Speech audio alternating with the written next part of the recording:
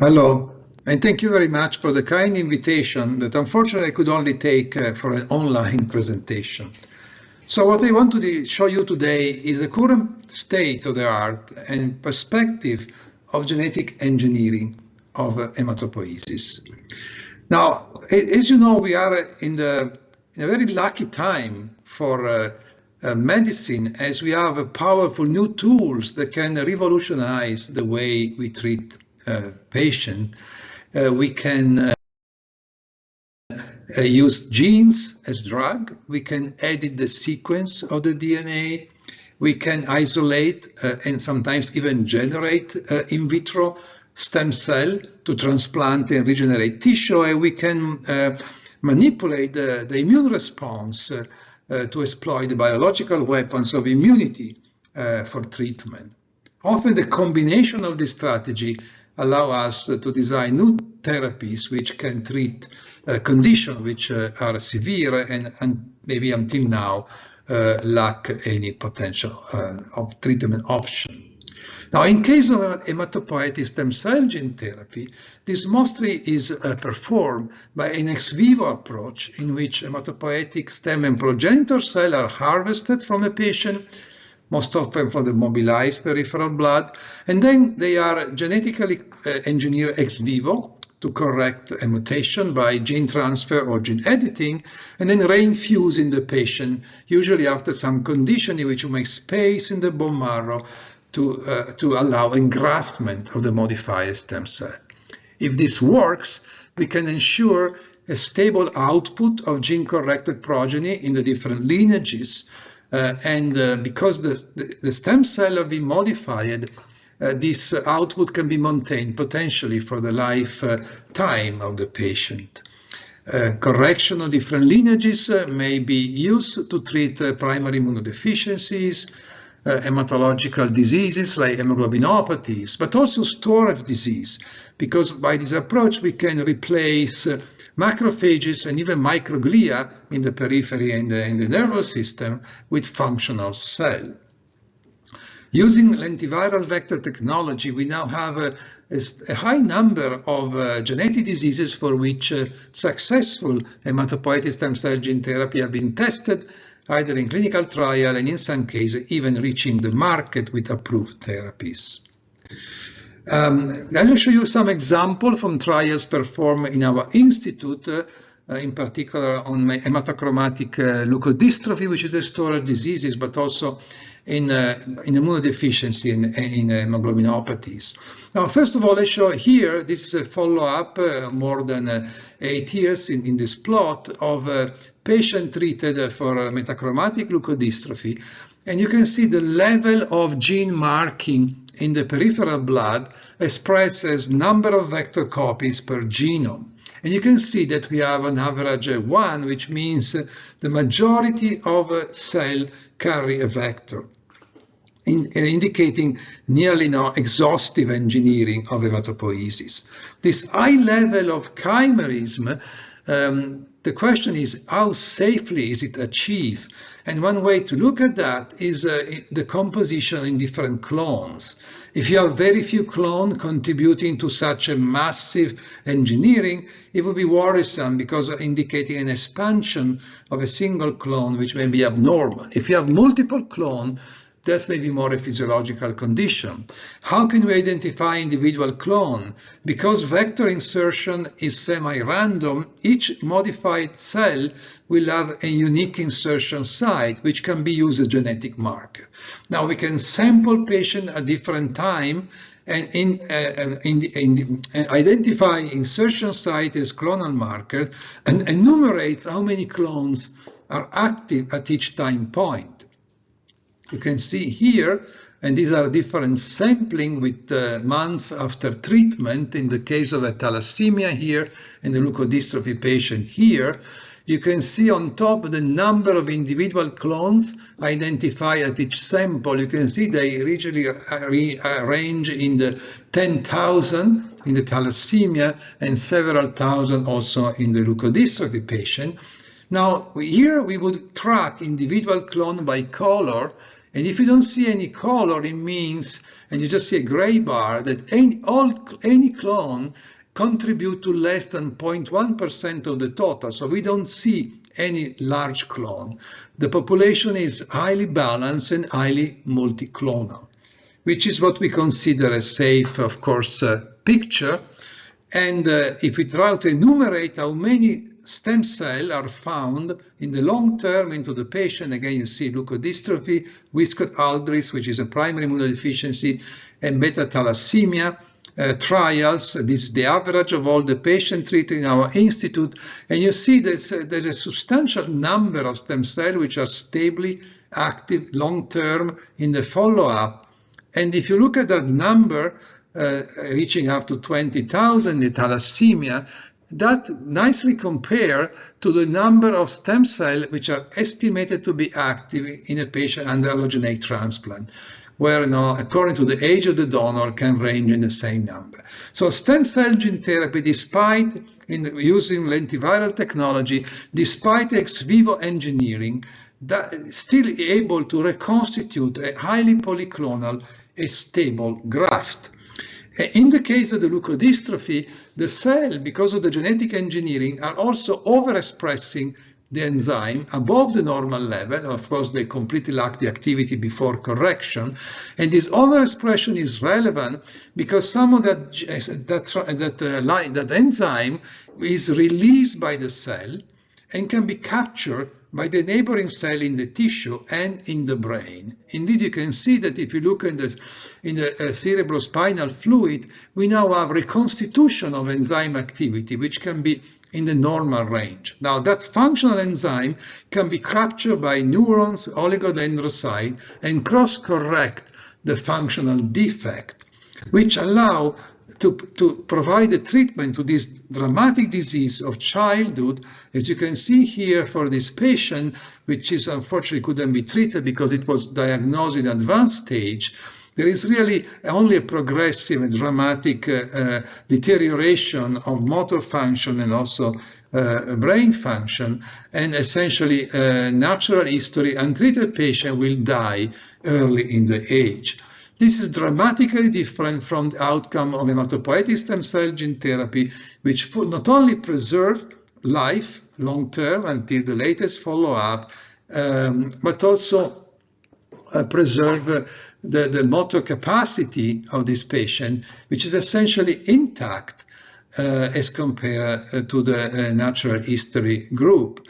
And as you can see here, in the case of this child, which was treated very early before symptom development, and now even 10 years post gene therapy, she is normally able to run and perform. So this is, I think, a very dramatic example of how stem cell gene therapy can be efficient. Because we use the cell of the patient, we don't need to find a matching donor as compared to allogeneic transplant. So it will be available to every patient. We can abrogate entirely the risk of graft versus host disease and rejection because there is no immune barrier to cross.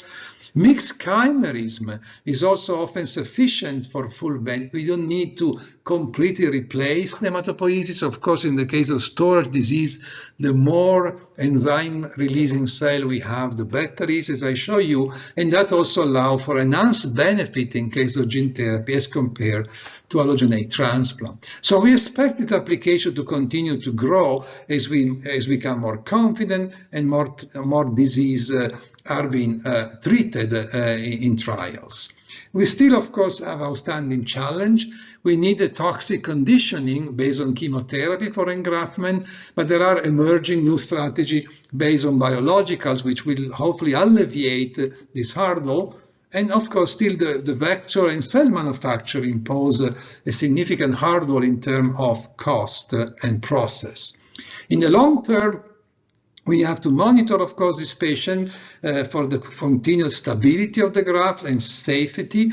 The risk of genotoxicity, of course, remains a potential because of the genome-wide insertion of the vector. And of course, as long as we don't see emerging clone and we have the picture that I mentioned to you, we can predict continued safety. Indeed, if we look back at all test published report of stem cell gene therapy, there has been a fraction of patients which have developed serious adverse event, essentially based on malignancy in hematopoietic cell triggered by vector insertion, but this has only essentially been reported from early generation gamma retroviral vector that have much more capacity to trigger activation of gene at the insertion site as compared to lentiviral vector, which have self-inactivating design and usually have been using a moderate promoter.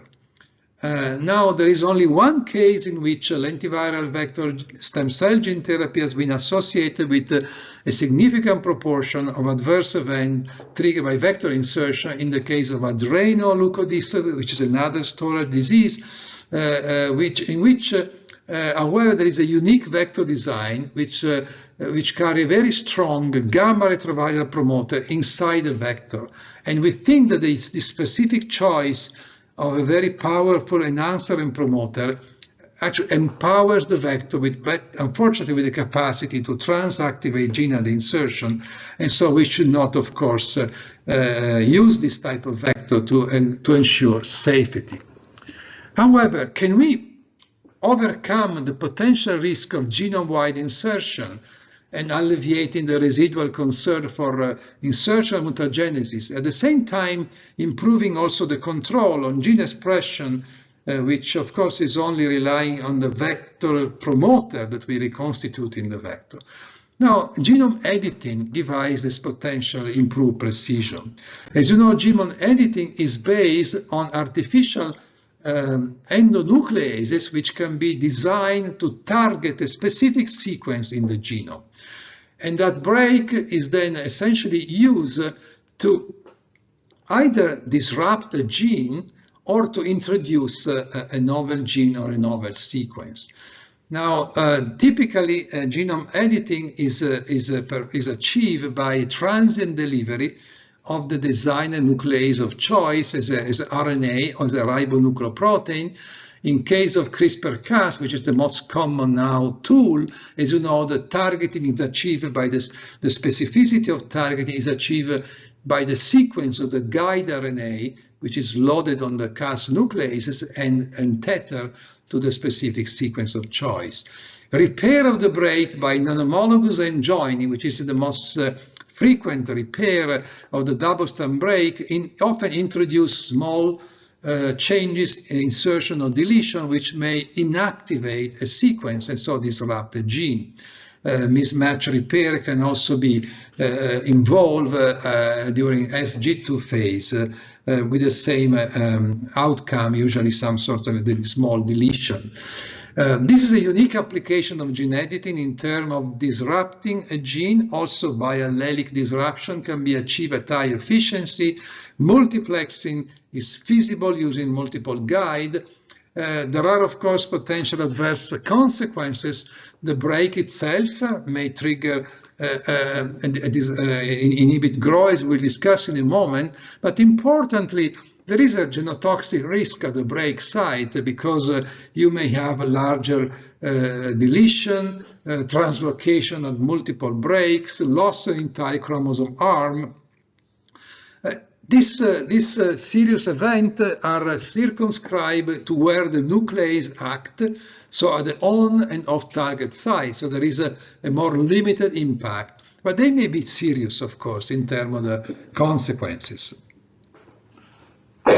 In terms of the clinical use, this has even reached market approval for disrupting suppressor of fetal hemoglobin and rescue of a functional hemoglobin for sickle and beta thalassemia treatment. However, gene disruption has limited use outside of this very smart application.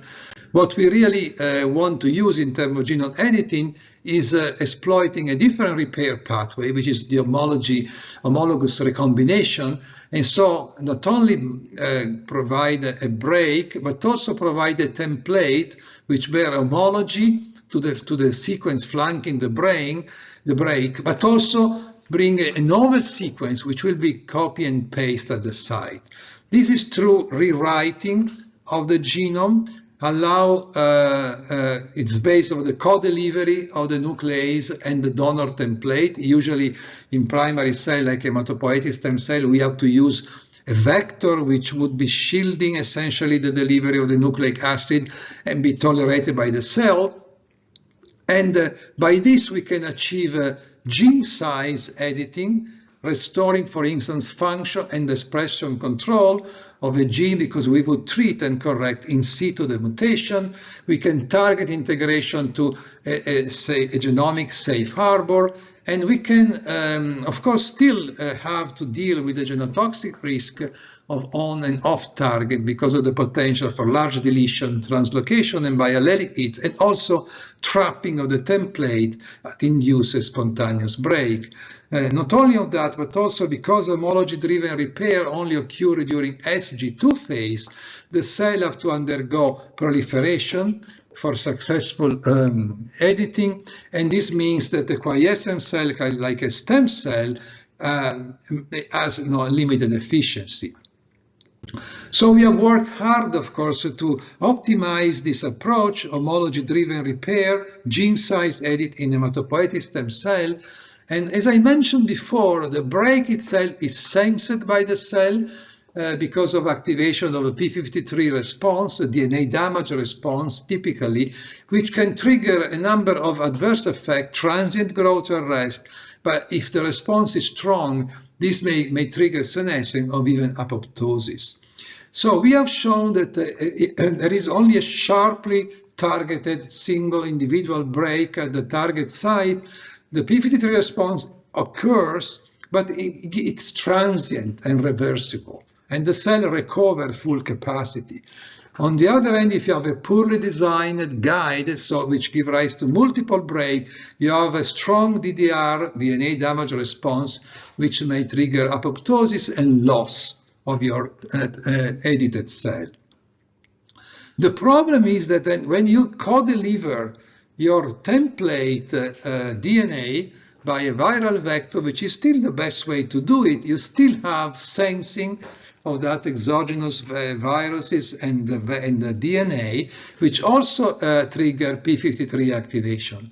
And the cumulative impact of the break sensing and that vector and DNA sensing still give rise to a strong response, which unfortunately decrease a lot the engraftment capacity of your trigger cell, edited cell.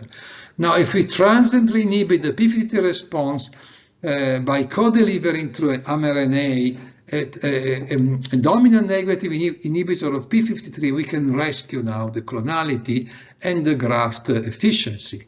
As you can see here, the graft size, if you inhibit the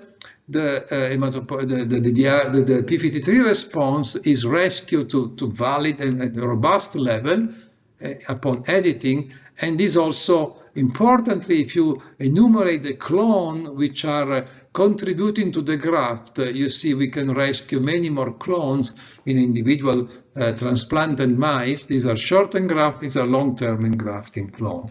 So this treatment allows the graft to be quite robust, and also the gene editing efficiency to improve. Now, over the years, we have tried to improve efficiency of editing, of template delivery. Both electroporation can be used, but more recently we have shown that lipid nanoparticles are more gentle to the cell and can provide better editing approach. And when we assess the genetic outcome at the target site, of course, we have found evidence of deletion and translocation to a fraction of cell, and heterogeneous outcome at the target site. So the best way to progress to clinical testing of this editing approach in the safe manner would be to be able to select for the intended edit, so to increase the overall efficiency in your product, at the same time purge unwanted outcome like large deletion and like translocation. And so we have designed a number of ways to do this. One way is a positive selection of the cell which have been edited. In this case, we couple a selector to the corrective cDNA, and during editing, transiently by mRNA delivery, together with the editing machinery, we co-deliver an artificial transactivator of the promoter, which allow to overexpress the marker gene, in this case NGFR. As you can see here, the co-delivery of this designer transactivation allow edited cell to co-express NGFR. The cell can now be sorted based on NGFR expression. The vast majority of cells now bear the edit. The deletion, which are present in a few percent of the cell, are now deleted out because they are not selected. And then we can engraft the mice. The engraftment is robust, both for the positively selected as the bulk, but in the positive selected cell, we have much higher editing in the graft. We can also use a similar strategy in which we use a separate cassette. In this case, the selector would only be expressed during the transient activation upon editing, but then the gene of interest will be the only one expressed in the graft. So there will be no in vivo expression of the selector. In this case, we will bind the engineer designer transactivation near to the insertion site on the genome. They will activate a minimal promoter.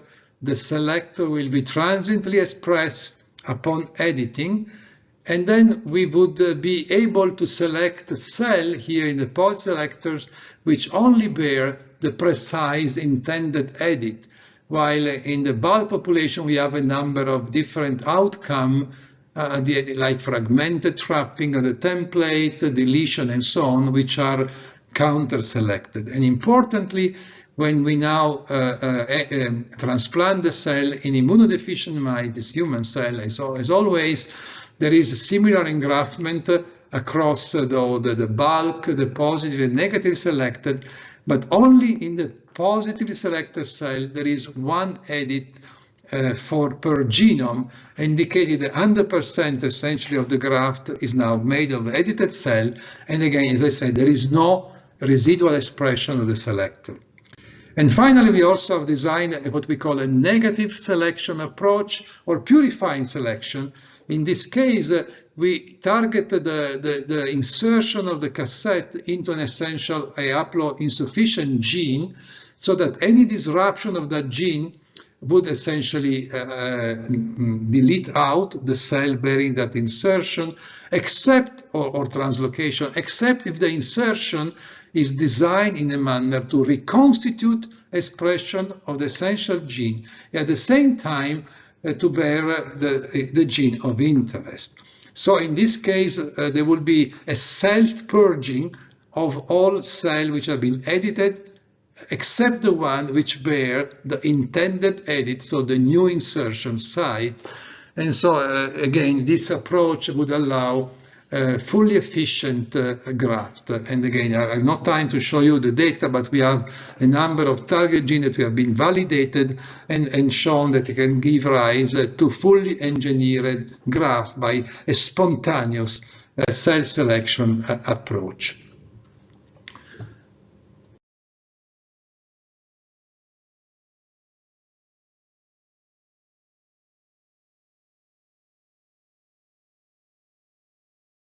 Can we edit cell without relying on the break? There are, of course, as you know, nickase-based base and prime editing strategy. They allow for relatively short changes at the target site. They can be very powerful and efficient, in particular base editors.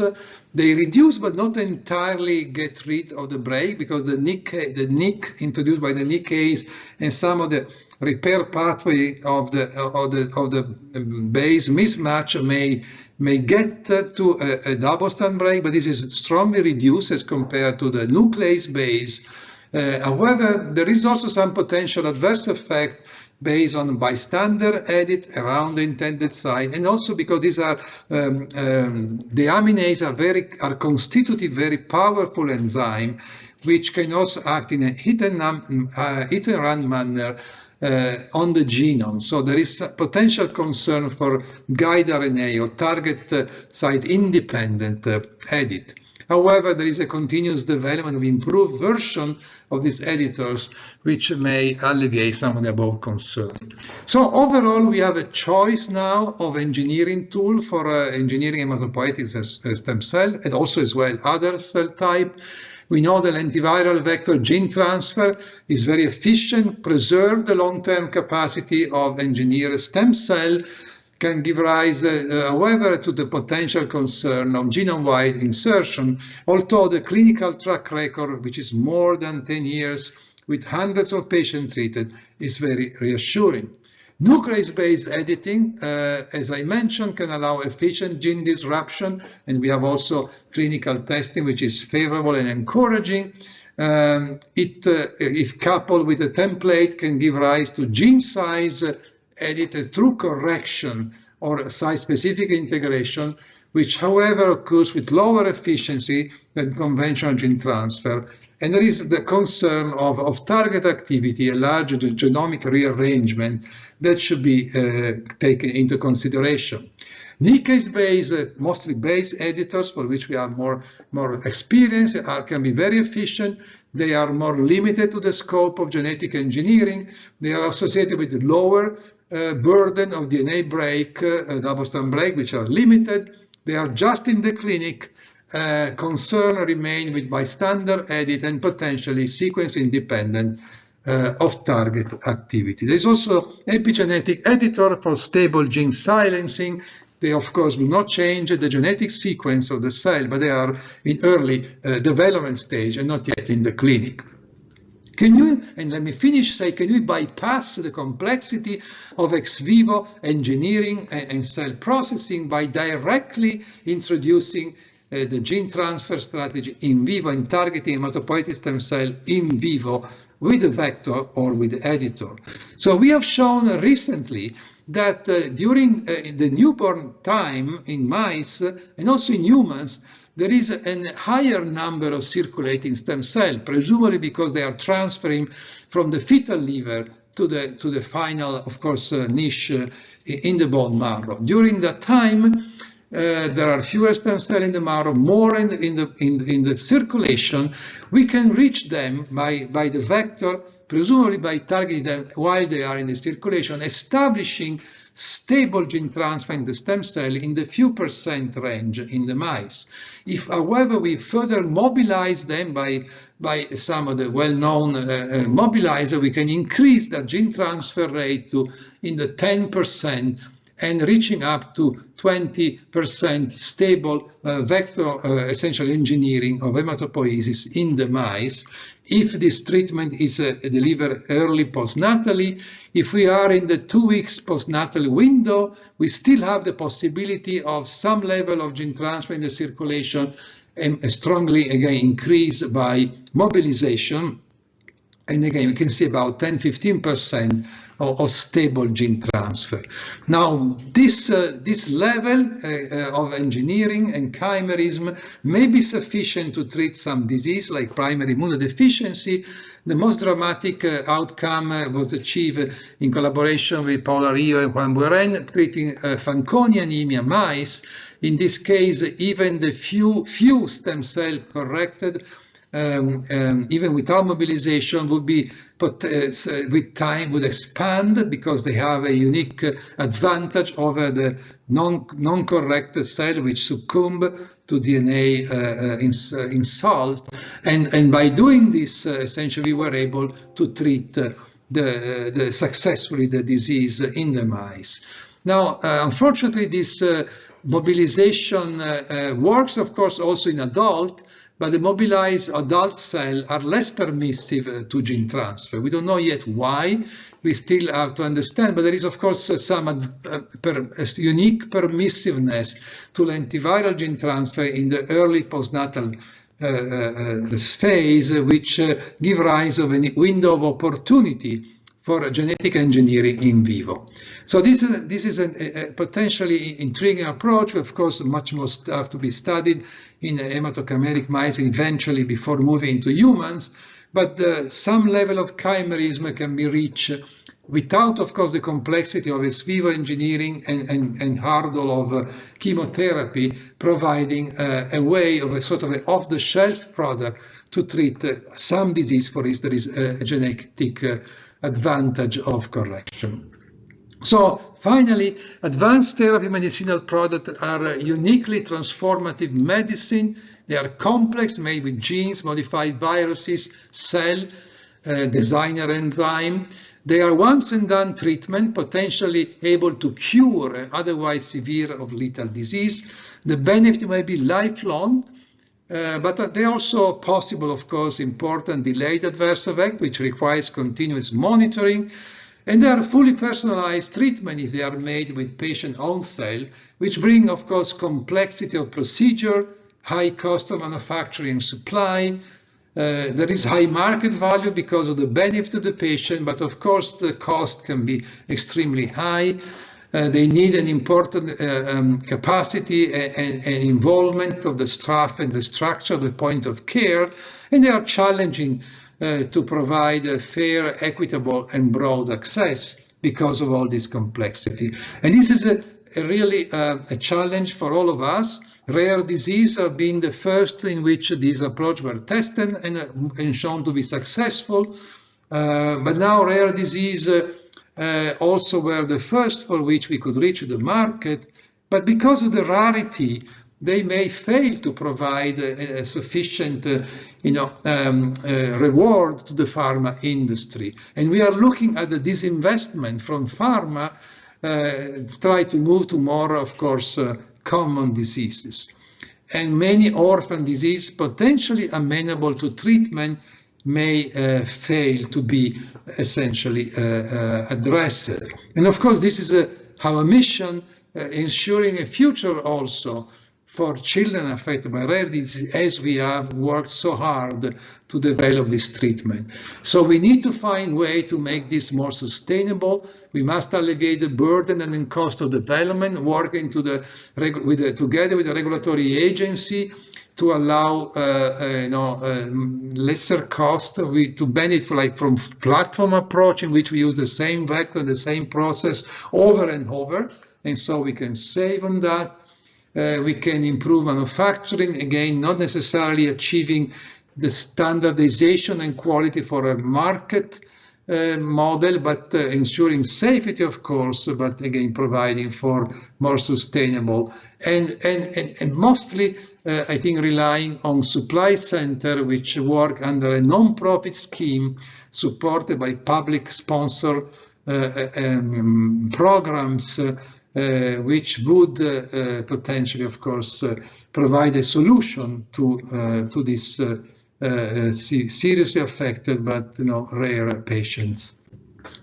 So with that, let me I mentioned some of my collaborators. Of course, I have to mention all the clinical collaborators in the unit, which are listed here.